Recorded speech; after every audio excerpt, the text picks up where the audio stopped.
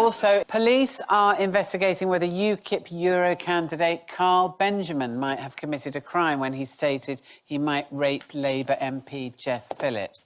I think it's shocking that politics has been reduced to such vile and abusive personal attacks, especially from a twat-faced, beardy, tiny-cocked tosser like him.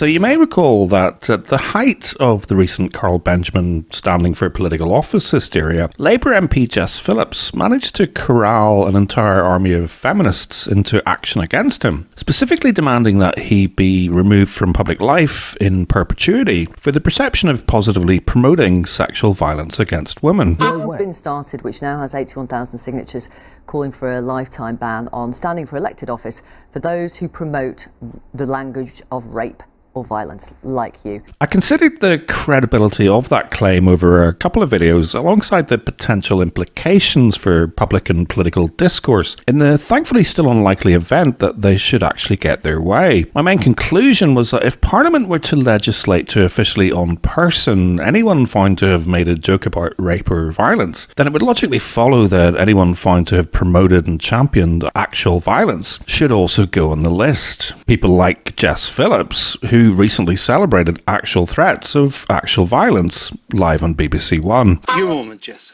I mean, mine is a sort of antidote to, I suppose, hatred, is the UKIP candidate who has been in the news once again this week for trolling me in the past and talking about making rape jokes. Yes, such a lovely fella. On Sky too. This Indeed. is the chap with the beard. The chap with the beard. Well, I shall leave him nameless.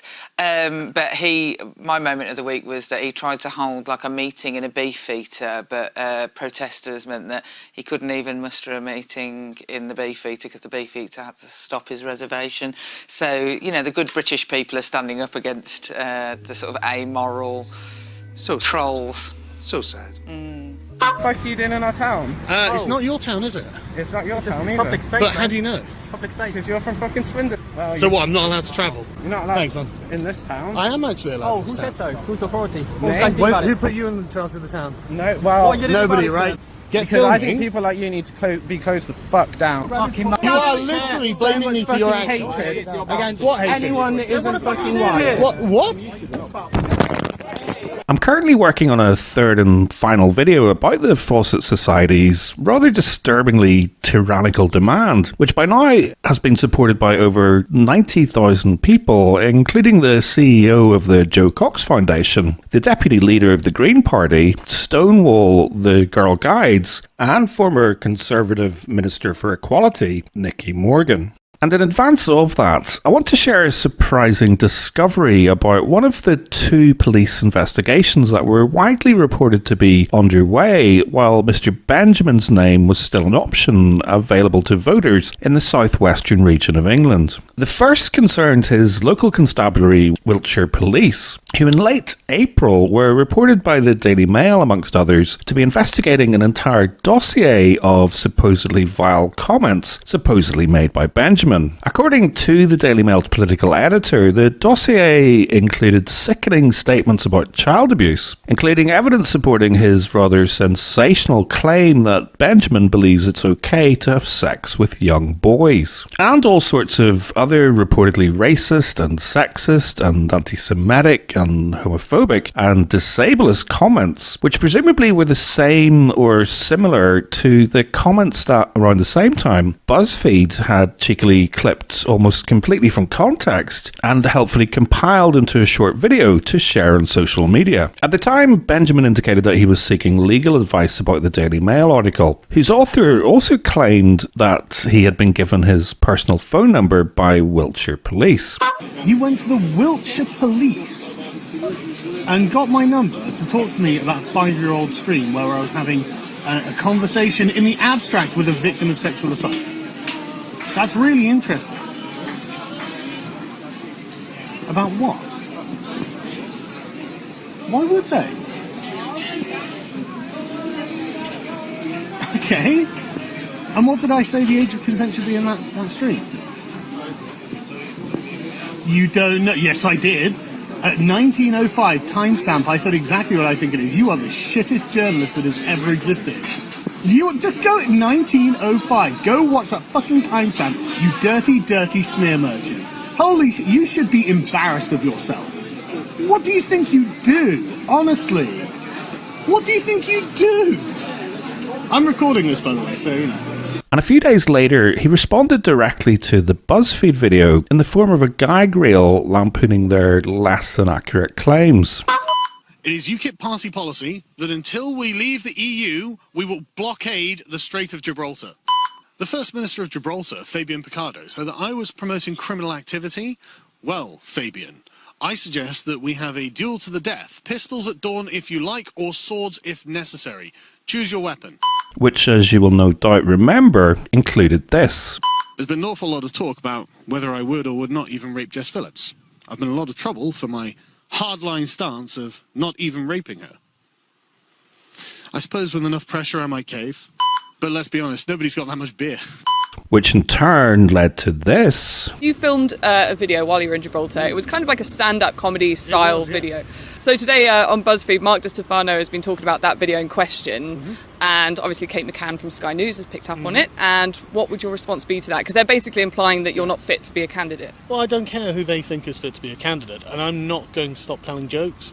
I think that when we allow the joke police to stop us from telling jokes and using our sense of humour, even if it's rude or offensive, which everyone can point to a comedian that they've enjoyed. I mean, that video was tagged as comedy. It was obviously a comedy skit. I even put in the description, it's a joke, BuzzFeed, don't take it so hard. And the pinned comment is, you know, the bait is, the trap is set.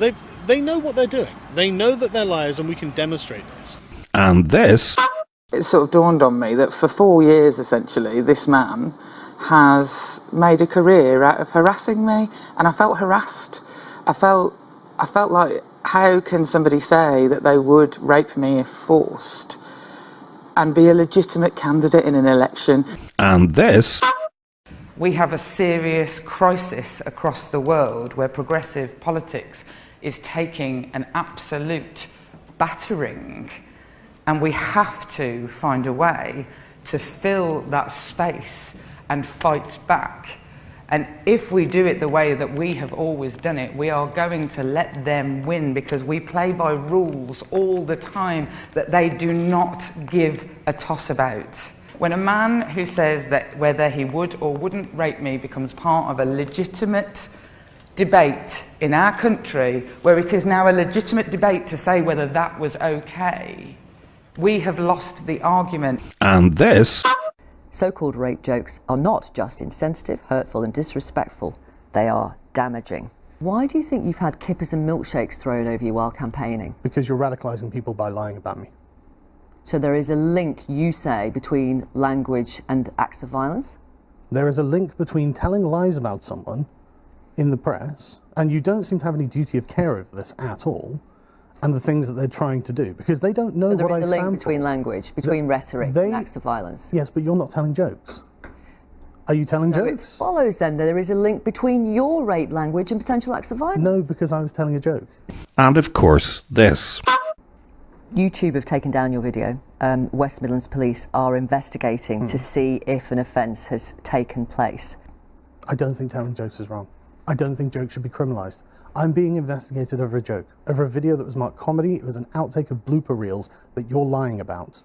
There are other comedians in my position where they're being lied about by the media. They drum up this kind of tabloid hysteria, and then the police have to investigate. Well, now that the dust has settled somewhat, the election is over and we're almost into July, I was curious to inquire about how those investigations had gone. I got a polite and helpfully helpful response from Wiltshire Police, who advised the following. Our inquiries into the material provided are now complete, and we can confirm we have not found evidence of any criminal offences being committed. For guidance, this is specifically about the file of material which was handed to Wiltshire Police in April. So in other words, according to Wiltshire Police, YouTuber and former EU parliamentary candidate didn't do nothing. Now, in truth, I had expected some sort of similar response from their West Midlands colleagues, but then again, given all the insane twists and turns that I've witnessed to this story since I first began documenting it, all the way back in 2015, I probably should have known better, because it turns out that well over a month after Victoria Derbyshire exclusively revealed that the West Midlands Police had launched an investigation into Benjamin's recent statement that he might be pressured into raping Jess Phillip, they confirmed that inquiries were still ongoing. And they advised that not only were they investigating the recent comments made on YouTube, but also some related tweets. Now, I can only assume that this means that their inquiry also encompasses the infamous now 4-year-old tweet from 2016, which if so is slightly odd for two reasons.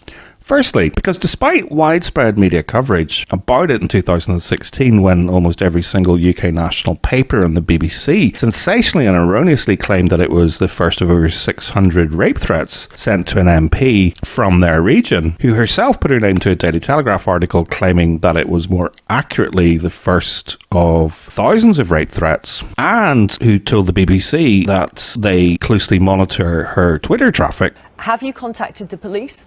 I will speak to the police. I don't need to contact the police anymore because the police, my local police officers, watch what happens on Twitter and they get in touch with me. West Midlands Police didn't do nothing. Nor apparently did they do anything in August 2017, when numerous national and local news outlets reported Ms. Phillips' claim that she had received over 600 rape threats in one 24-hour period. Nor apparently in June 2018, when hypnotically similar headlines accompanied similar claims made by Phillips during a speech where she called for tighter internet regulation. And it's also slightly odd because in April 2019, when numerous media outlets were loudly reporting the slightly less erroneous fact that in May 2016, Benjamin tweeted that he wouldn't even rape Jess Phillips, it was also revealed that Wiltshire Police had already investigated Benjamin's 2016 tweet, albeit in December 2018, and reported that they dealt with the matter by words of advice, albeit words of advice that Carl Benjamin appears to not recall receiving. I again reached out to West Midlands Police to see if they were aware of this development or had liaised with Wiltshire Police. And given that Mr. Benjamin insists that his 2019 YouTube comment was clearly intended as a joke relating to intense media coverage about his 2016 tweet, and given that he was standing as a parliamentary candidate for a rival political party to Ms. Phillips at the time that the investigation was announced during an interview with her by the BBC, and that on the same programme Jess Phillips stated that she would do everything in her power to get Mr. Benjamin removed from the election ballot. I blame myself for not having for the past 4 years to have changed directly the Electoral Commission rules that mean that they are actually completely, their hands are tied in this situation because people like me in Westminster didn't do enough to stop what is essentially the rise of fascism. It seemed relevant to inquire as to whether West Midlands Police were satisfied that the current ongoing investigation is not impacted by political bias or political policing, who in turn, understandably enough, advised that it is not appropriate at this time to comment any further on the investigation. Now, in fairness to West Midlands Police, when an MP from their region tells the BBC that she is being coercively controlled by a man on the internet and fears for her mental health due to the enormous weight of years and years of abuse by him, I guess they have to be seen to be doing something. But then again, perhaps they're taking her comments as seriously as they did the time she compared 800 sexual assaults in one New Year's evening in Cologne to an average night out in Birmingham city centre. But, again in fairness to everyone involved, Phillips has apparently made a formal complaint of harassment and malicious communication, which obviously has to be investigated fairly and thoroughly. But nevertheless, it did slightly surprise me that it's taken so long for them to conclude their inquiries, particularly in the context that over a similar time period, Wiltshire Police have managed to analyse an entire dossier that was alleged to show evidence of practically every form of hate speech currently legislated for, as well as advocacy for child abuse. And of course, in the context of this, certain unpleasant characters are being thrown to the fore, and they're very, very easy to hate. And I'm kind of thinking, why bother with a milkshake when you could get some battery acid? My name's Jeff. I'm from Edinburgh. the world seems upside down when the BBC, which is supposed to be one of the pillars of society holding us together, puts out so-called comedy about throwing acid into people's faces, while Nigel Farage, who I can't stand with his empty populist rhetoric, is the one who protests that such jokes are unacceptable. Today there has been considerable outrage, including the Prime Minister, who's spoken out and said politicians should be able to go about their work and campaign without harassment, intimidation or abuse. And in the course of the last hour, we learn that the Metropolitan Police are indeed following up a series of complaints that have been made, and they are looking into those allegations. It's currently being assessed. There are no arrests and inquiries are ongoing. And the BBC themselves have defended her comments. The BBC said these jokes are deliberately provocative, as the title implies, and are not intended to be taken seriously. Well now, that sounds like quite a good defence for the jokes I told. They're designed to be provocative and not taken seriously. If it's okay for Joe Brand, why is it not okay for me? And I think there are some real questions here, not just about Joe Brand's comments, but about the BBC's editorial line. Given, that Danny Baker, and all right, the tweet he put out was really offensive and vile, wrong at every level. But after decades of service with the BBC, he was sacked for that. Whereas I wonder what will happen to Joe Brand. In a later video, I'll reflect on the significance of the BBC's reaction to that joke in the wider context of their coverage of the Carl Benjamin kerfuffle. But for the uninitiated, their initial reaction was to approve it for broadcast well before the 9 p.m. watershed, and then defend Joe Brand from accusations that her joke could be construed as an incitement to violence, issuing a statement which noted that the excerpt widely shared across social media edited out comedian Joe Brand's follow-up comment, which provided this additional context. That's just me, and it's all right. I'm not going to do it. It's purely a fantasy, but I think milkshakes are pathetic. I honestly do. Sorry. And when Nigel Farage, who perceived himself to be the target of Brand's joke, accused her of inciting violence, the host of the BBC show Caught Up in the Controversy quickly accused him of double standards, noting that he was usually an outspoken advocate of free speech and a critic of political correctness. But the main reason I mention the incident now is that within 24 hours of commencing inquiries, police confirmed that they would be taking no further action, which strikes me as significant for a number of reasons, including this. In Britain, acid attackers will get a life sentence even if they miss their targets, according to Crown prosecution guidelines. Rapists do not receive this level of punishment, Joe. Qualitatively, what you have done is worse than what I have done, which is joking about acid attacks compared to joking about rape. Anti-Brexit activist Gina Miller was afraid to leave her home after threats of acid attacks. This is affecting your side on the debate as well, and you are just stoking the fire. Oh, hello. Good morning, Nick. Morning, Krista. My question to you is, why did the police not feel it necessary to investigate the comments made by Joe Brand regarding the throwing of acid?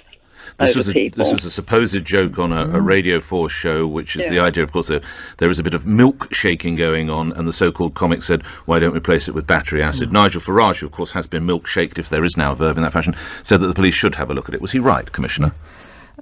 So, again, a high-profile matter, something some people were very upset about. We understand that.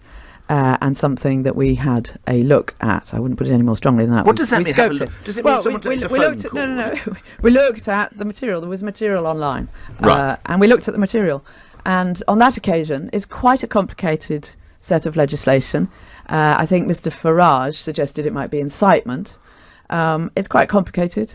But I can assure you that, again, the law and stated cases make it quite clear that no offence would have been committed or had been committed by Ms. Brand in those circumstances, and therefore we did not mount a further investigation. How much is this a waste of police time? Well, it takes luckily, I have lots of people who are extremely expert in some of the more convoluted parts of the law.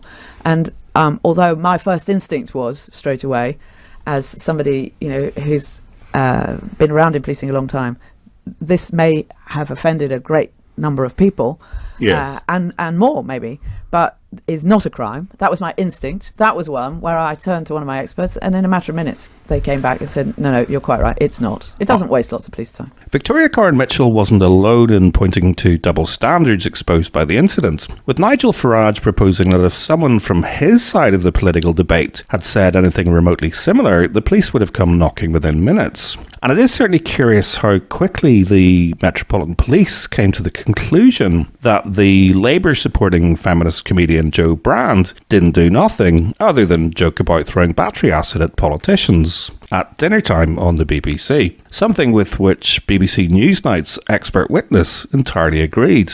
When you heard it, did it kind of set your teeth on edge, or did you think that's fair enough? I don't think that's fair enough either. I just thought it's in context with what the type of jokes that Jo has done before. She used to do a joke, I think, about the way to a man's heart is through his breast pocket with a bread knife. You know, she doesn't mean that either.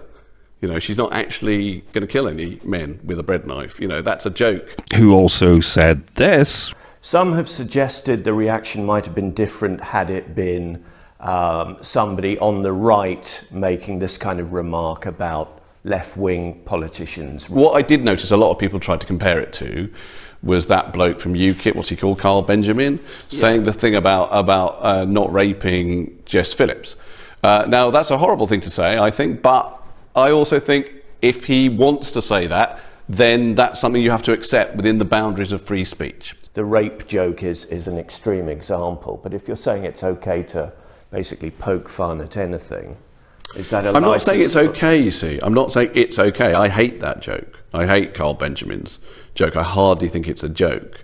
But I don't think he should be not allowed to say it, is what I think. It doesn't make it okay, in terms of whatever okay means, you know, and he should be criticised for it. Just as, you know, it's fine for Jo Brand to be criticised for that joke. I just think once it becomes outrage and she needs to be, you know, not ever allowed to work again, that's kind of mad. So, to summarise, jokes about stabbing men in the heart with a bread knife and throwing acid at right-leaning politicians can be tolerated in this stunning and brave new world in the interest of preserving the basic right of freedom of expression. And it took the most senior police officer in the land mere minutes to confirm her instant instinct that it certainly isn't breaking any law, even if it's broadcast by the BBC. But trolling a provocative and controversial politician with an extremely heightened and exaggerated perception of rape culture by publicly pledging not to even rape them appears to be a much more complex matter, particularly in the added context of joking that sudden and intense media criticism and scrutiny might pressure you into reversing a 4-year-old commitment not to even rape a named MP. And possibly, specifically, because it was published on a relatively unregulated media platform, which just so happens to be in direct competition with legacy media like the BBC. Or maybe the Metropolitan Police have access to specialist lawyers better able to navigate such complicated nuance. Or maybe they just have more pressing priorities.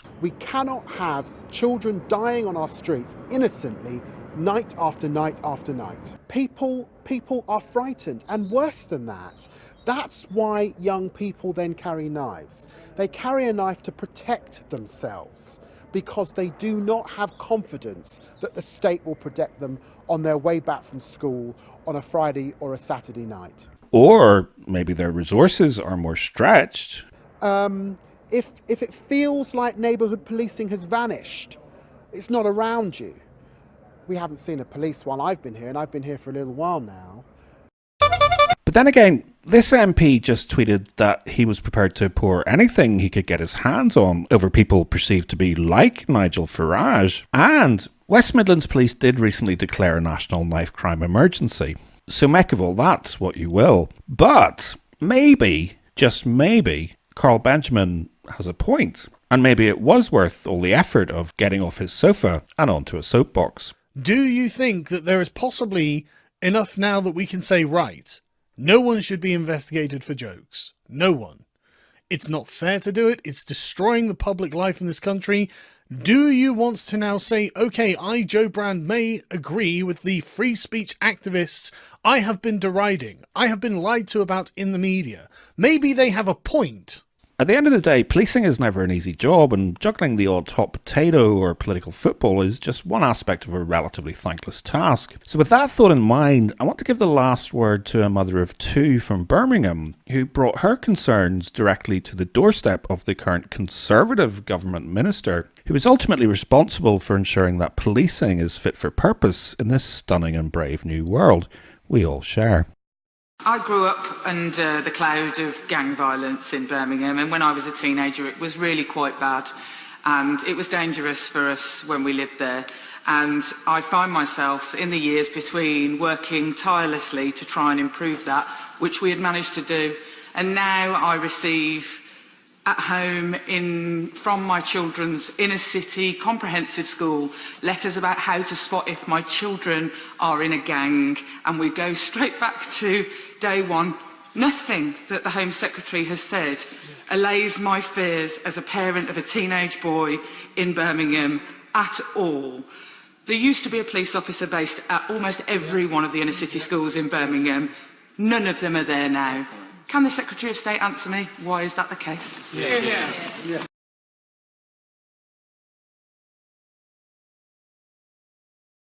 Can't you see it too? There's an elephant in the room. The Glass Blind Spot is brought to you by you, because it's your views, your likes and your comments that keep this show on the road.